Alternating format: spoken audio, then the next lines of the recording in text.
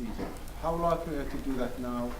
And is there anything in the literature on those patients who underwent open heart surgery just for the MACE procedure? Not a lot. I have performed it for alone atrial fibrillation when the patient was really troubled by the arrhythmia with poor rhythm control in spite of all things. And I think it is justified, especially if you can do it by robotics and you are very experienced. But also you can do it if you are very experienced. I don't see why not. You're asking, are there series? Not to my knowledge, I don't know the experience. But do you know from St. Louis, for example? I think certainly the Mayo Clinic group actually probably has one of the largest series of MACE procedures in lone AF, right? In lone atrial fibrillation. In lone atrial fibrillation. I think they've got the largest series, right? With good results. With good results, yeah. I mean, certainly their results are, as you quoted, sort of 85, 90% almost, right, in terms of free from recurrence of atrial fibrillation. Yeah, but there are defects like you say the mechanism varies, and having one procedure fit all, you can argue against that, but it seems to be effective. Really, it is. That was very quick. Sorry, I didn't see you come up.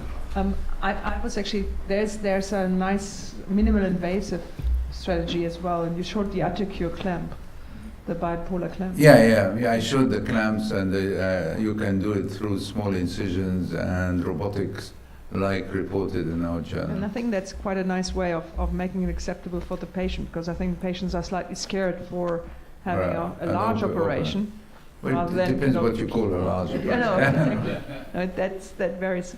I'm tempted to ask you again what you think about, because in the minimal invasive AtriCure cohort, they do this GP stimulation. They have the same kind of high frequency stimulator that I use actually in my procedure. So what do you think about this? Is that something that surgeons just do, and you just happen, like I happen to treat them probably in the same area, or is that something that you see a lot of epicardial fat and you would know this patient would not revert from AF? Or? No, I think my topic was MACE operation, and I stuck to my topic. But I think that you're right. We should not stop investigating other causes from what we learned from Thomas Lewis. I mean, we actually, at my center at Vanderbilt, right, we're actually doing a combined hybrid procedure, which includes the thoracoscopic, minimally invasive, plus an endocardial. And certainly, they're going to present the first abstract. And we've done 50 patients so far. Can you explain exactly what you do? So what happens is that we do the thoracoscopic approach and do the pulmonary vein isolation. With a clamp? With a clamp, yeah. On the right and the left? On the right and left, yeah. Okay. And then the electrophysiologist goes endocardially, checks the isolation of the veins, right? That's a hybrid, in a hybrid room, or what? In a hybrid room, exactly, in a hybrid room, right? And then the electrophysiologist checks the isolation of the veins and checks the lines as well, right? Because they do a mitral line as well, epicardially, right? And quite often we do an isthmus line as well. The mitral line is quite interesting because they put it in the oblique sinus, do they? Yeah, that's right. And the patient selection was very selective. We did long-standing persistence, right? So these are patients who really had failed endocardial ablation, or some of them even had endocardial ablation, right? And the success rate, I mean, this is monitoring with a loop recorder or a pacemaker. So we've done 50 patients, and the success rate is about 85%. Wow. And that's in sort of recurrent cases, huh? At 12 months, yeah. At 12 months. So that's impressive. I mean, they're going to present the first abstract at the American Thoracic Society meeting in January, actually. So these had a lot of fibrosis in the atrium, presumably. provocative. دكتور تفضل. Welcome again, Dr. Sir Magdi. In the Toronto series, there was 5-year absence of thromboembolic events following the maze. And could it be related to the amputation of the atrial appendices? This is the first comment. And the second, during surgery, here some surgeons, after mitral valve repair or mitral valve surgeons in general, some surgeons, they placate the left atrial appendage. Some don't. What's your recommendation? What's your experience on this? Thank you. That's a really interesting question. I think there is strong evidence that amputating the left atrial appendage is a useful thing in patients with mitral valve disease. However, there's always however, isn't there? I had, was it you, Sabine, or somebody was saying that the atrial appendage might contribute to the contractile function of the left atrium, particularly in the diastolic dysfunction. I'm not sure how true that is, that it actually contracts. Your second question was, is the freedom from thromboembolism nothing to do with the rhythm control and is due just to amputation of the appendage? It's very hard to say because I don't think anybody does a maze without amputating both the right and the left atrial appendages. But is that good? Is it bad? We think it's good. Is it complete isolation, or there is some part, rudimentary part of the appendage are left after surgery? The amputation of the appendage, is it complete? It is as much as possible without injuring the circumflex. That's the danger. So you have to make sure, if you're working inside, not to injure the circumflex. If you're from outside, you do as complete as you can. Why do you ask this question? Because we can put them off anticoagulation. If we are sure the appendage are insulated, then... No, it's flat. It is flat. Then they don't need to be on oral anticoagulation. And they don't. I mean, if they are in sinus rhythm, which they are, they stop anticoagulation. Or you're saying even if they recur, they really, I don't know. Is that right? But Sabine? You said amputation, meaning you chop it off and you sew it kind of close, right? Yeah. To my understanding, there are some surgeons that just staple it. So if you come back to that movie that I showed, if that thing is firing from that appendage, Really? it's fire, right? So No, I didn't notice that. I was half asleep. Remove it, but then no. you say maybe that's a higher bleeding risk than from there. So I think there's some.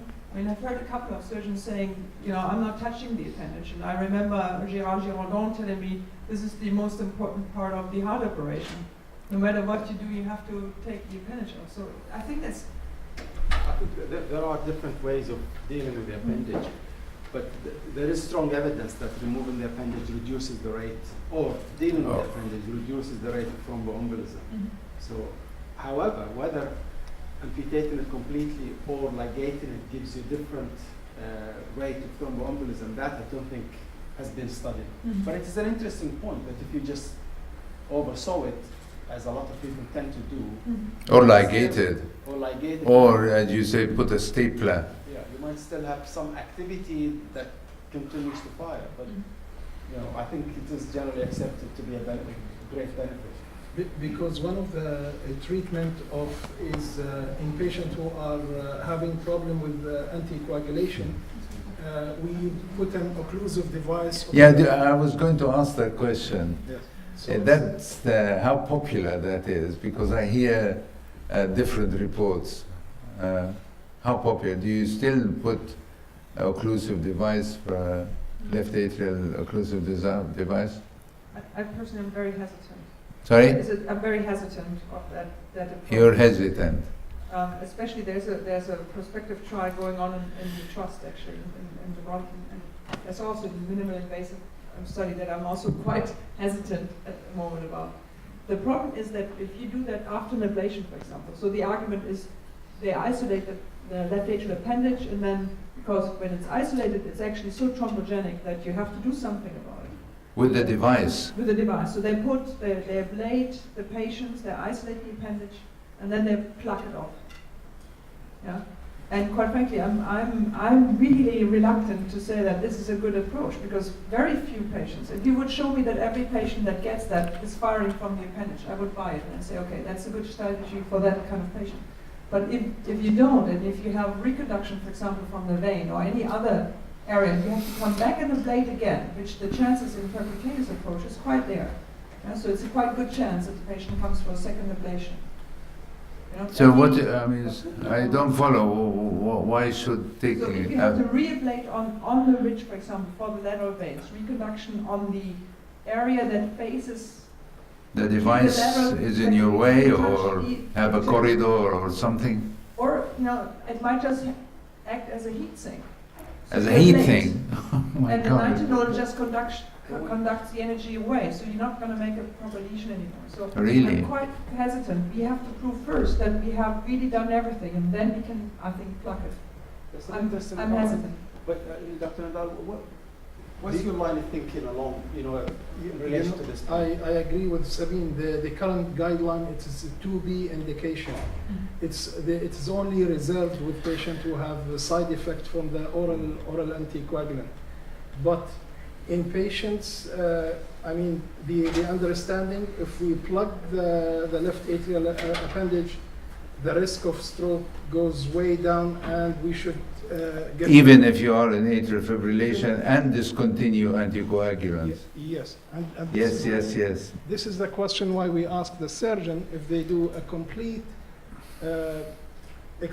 plantation or isolate of the left atrial appendage. Maybe that will, we will feel safer to stop oral anticoagulant in patients who are having atrial fibrillation. But what do you think of Sabine's point that if you want to ablate later on, this device might be on your way? I mean, there are different types of devices. Some they endothelialize, but acutely I agree, but long term I don't think there is any data. Exactly. The problem is there is no data, so you cannot just assume that it's safe. There is another way of doing, actually, there's a procedure where you do an epicardial approach, subcardial approach, and you sling it with like a lasso sling, and you just basically cover that over the appendage and you pull it tight.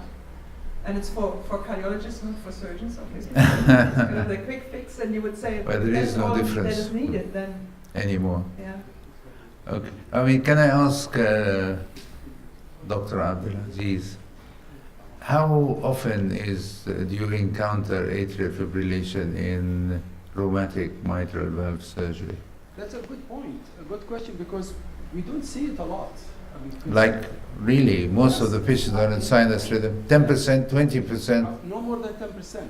And we have a lot of mitral valve disease, and the majority are rheumatic. Yeah. But we don't see a lot of atrial fibrillation. Why is that? Because you step in early. Well, that's one thing.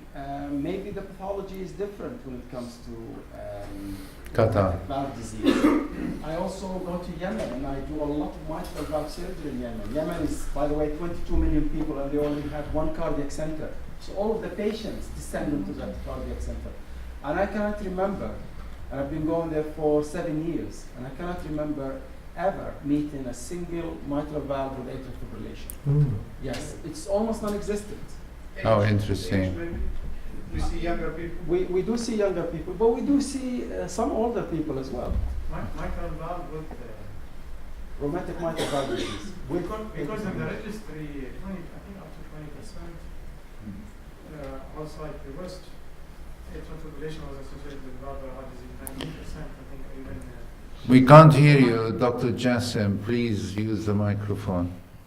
Rheumatic heart disease is a major cause of atrial fibrillation outside the system, and even in the Gulf registries, it was not. I mean, valvular heart disease, and especially rheumatic heart disease, is a major cause. With an increased risk of stroke, death, and all the things we had from Dr. Bono and others. Maybe Abdulaziz will be thinking, selection bias. Sometimes, we get the patients who have LTR or But dimension-wise, you have very large atria that you deal with. Yeah. I would think if dimension is a component, then you should see far more. Size matter, We see yeah, more, but we see a lot less than even. there are selected groups and they, but nothing. Any other questions? But I would try, and so I tried doing this yesterday in your absence. Now you're asking me to do it in your presence. So, what have we learned? Well, this has been a wonderful 2 days. I think we've learned a lot about each other, if nothing more, and realized how common the issues are that we deal with atrial fibrillation, and also the need not only to understand more about the problem in Qatar and in the Middle East, but worldwide. I think Dr. Johnson made the point in that paper by Lip that we are lacking really good epidemiologic data about the global implications of atrial fibrillation. But it clearly is a problem that we need to understand. And then today, I think we had some really fascinating discussions about the ongoing advances in interventions to map the atrium, to study the atrium with MRI and nuclear imaging and CT, to identify the patients who are most likely to benefit from these interventional approaches. And then Mr. Mahdi came back with the terrific overview of the surgical approaches that really do work.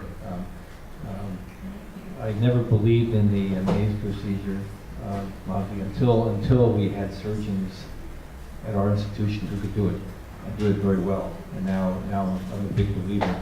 And we also do surgery for primary fibrillation in patients who are not undergoing surgery for other indications. So I agree with you. In selected patients, it's very, very good procedure, and my patients are very thankful that I've had it done because they were very unhappy with their lifestyle previously. So I'd like to thank everybody for your participation. Thank all of our speakers, both our speakers from the Heart Hospital as well as our international guests who traveled long distances to the procedure, and look forward to our next presentation.